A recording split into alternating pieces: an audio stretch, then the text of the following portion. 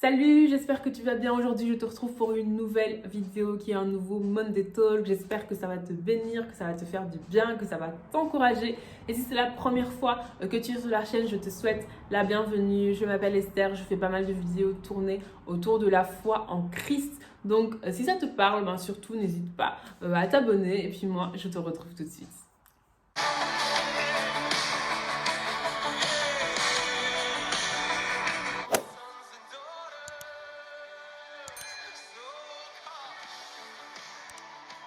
Alors aujourd'hui, je t'emmène dans 2 Timothée 4 à partir du verset 3. C'est vraiment l'un de mes passages préférés de la Bible. La Bible nous dit: en effet, il viendra un temps où les hommes ne supporteront pas la saine doctrine, mais au contraire, ayant la démangeaison d'entendre des choses agréables, ils se donneront une foule de docteurs selon leurs propres désirs, détourneront l'oreille de la vérité et se tourneront vers les fables.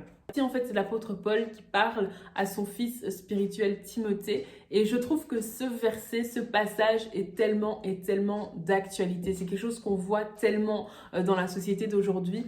Pourquoi? Parce qu'il y a énormément de personnes en fait qui veulent juste vivre selon leurs pulsions, qui veulent juste vivre selon leurs désirs, qui veulent juste vivre selon leurs envies, y compris des personnes qui se disent enfants de Dieu.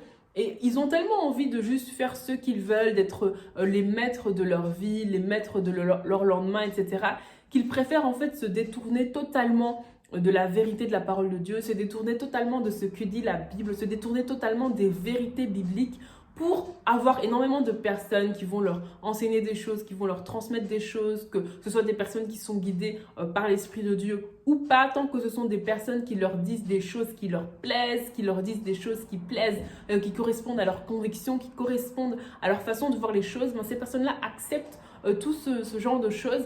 Et puis ces personnes-là finissent en fait par totalement se détourner de la vérité de la parole de Dieu et à se tourner vers des fables, à se tourner vers des mensonges. Alors aujourd'hui, j'aimerais vraiment t'encourager à avoir soif de la vérité, à avoir soif de la saine doctrine. Nous sommes dans une société où le maître de ce monde, le Dieu de ce siècle, celui qui règne, qui influence la culture, le système de pensée, le système de raisonnement, etc., c'est tout simplement le diable. Et le diable, c'est le père du mensonge. On est en train de nous entraîner dans un système de pensée où l'homme est censé être au centre, l'homme est censé faire ce qu'il veut, pas besoin d'avoir de jugement moral, pas besoin d'avoir de valeur, tant que tu fais ce qui te rend heureux, etc.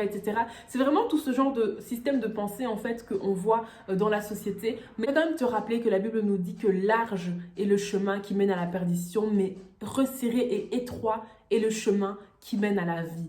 Peu importe nos pulsions, peu importe nos envies, peu importe nos désirs, un jour, on sera devant Dieu et un jour, on aura des comptes à rendre à Dieu. On sait très bien où est-ce qu'il va finir pour l'éternité et son but, en fait, c'est d'amener avec lui un maximum de personnes. Pourtant, l'enfer n'a jamais été créé pour l'être humain. Les gens préfèrent mettre de côté, en fait, tout jugement moral, préfèrent mettre de côté toute valeur, préfèrent mettre de côté tout discernement en fait pour juste suivre en fait tout ce que leurs pensées leur disent de faire. Mais moi j'aimerais t'encourager à avoir soif de la saine doctrine, à avoir soif de la vérité biblique qui peut-être va te pousser vers la repentance, qui peut-être va te pousser à te remettre en question, qui peut-être va te pousser à renoncer à des choses qui te plaisaient, qui peut-être va faire en sorte que tu vas être critiqué, moqué, mis de côté, qui peut-être va faire en sorte que les gens vont te regarder bizarrement. Mais cette vérité biblique-là va t'affranchir des mensonges de l'ennemi. Cette vérité biblique-là va te mener vers la vie éternelle. Et il faut vraiment en fait commencer à avoir une perspective de l'éternité. Essayez de voir beaucoup plus grand. Essayez de voir au-delà de juste mes petites envies, mes petits désirs que j'ai par-ci par-là, mais essayez de voir sur le long terme. Essayez de voir vraiment avec une perspective, avec la perspective de l'éternité. Je t'encourage à aller dans la Bible avec humilité.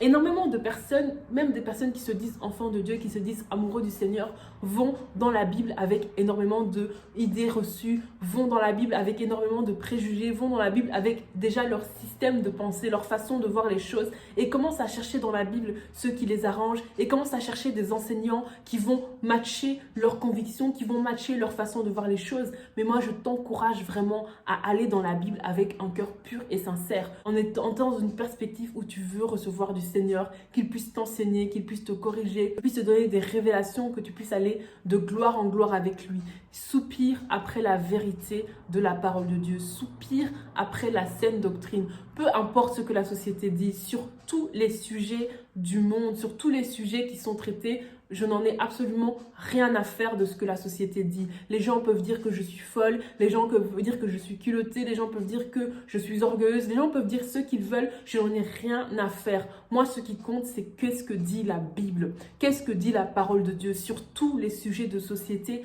Que dit la Bible? Peu importe ce que dit la société, peu importe ce que disent les plateaux télé, peu importe ce que disent les gens, la question c'est que dit la Bible? Que dit la saine doctrine? Que dit la parole de Dieu? Que dit la vérité? Qu'est-ce qu'elle dit? C'est ça qui m'intéresse et c'est ça qui doit t'intéresser parce qu'il n'y a que la vérité de la parole qui peut nous affranchir des mensonges de l'ennemi. Il n'y a que l'intimité avec le Saint-Esprit qui peut nous donner en fait ce discernement, qui peut nous libérer en fait de tous les pièges de l'ennemi et je t'encourage à soupirer après ça. Pas juste être dans la masse, juste faire comme tout le monde, juste suivre la foule parce que les gens font, parce que les gens trouvent que c'est bien, parce que les gens suivent juste leurs désirs, etc.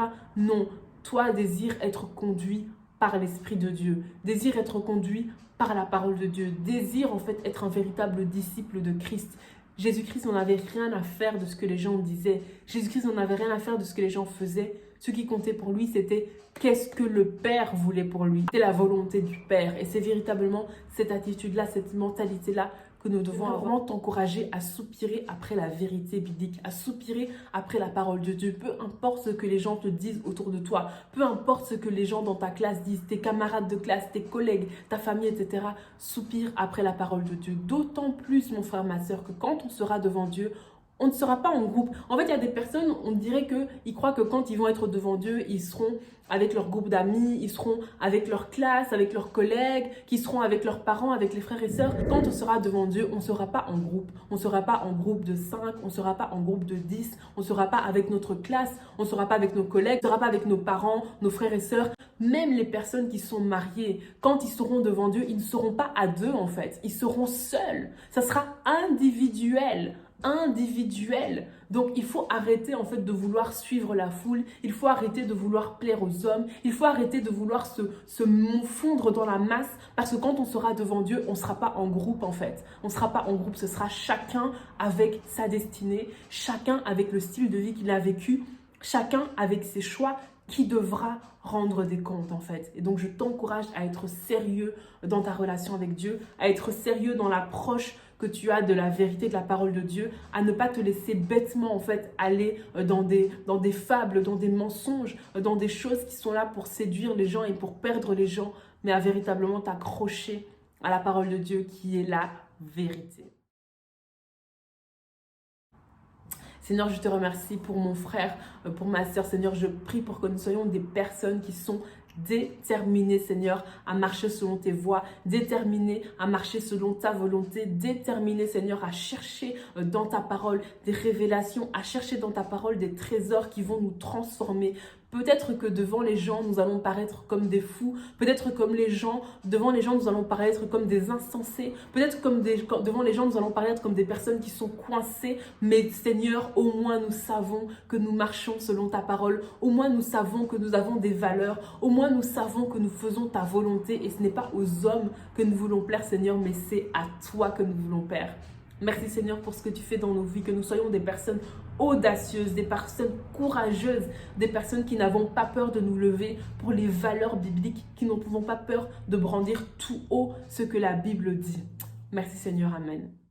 J'aimerais vraiment rajouter qu'il n'y a vraiment aucune honte à avoir des valeurs, il n'y a aucune honte à avoir des belles mœurs, il n'y a aucune honte à donner une certaine valeur à la sexualité, une certaine valeur au mariage, une certaine valeur à la façon dont on utilise son argent, à la façon dont on veut éduquer ses enfants, etc. Il n'y a absolument aucune honte à ça. Au contraire, c'est ça qui devrait être la norme. Avoir des valeurs, valoriser les choses qui sont importantes pour nous et par conséquent, ne pas les traiter n'importe comment, ne pas en faire n'importe quoi. C'est ça qui devrait être la norme. Donc, il n'y a vraiment aucune honte à avoir des valeurs et à s'y tenir et à les brandir haut et fort. Donc vraiment, je t'encourage. Merci pour avoir suivi cette vidéo.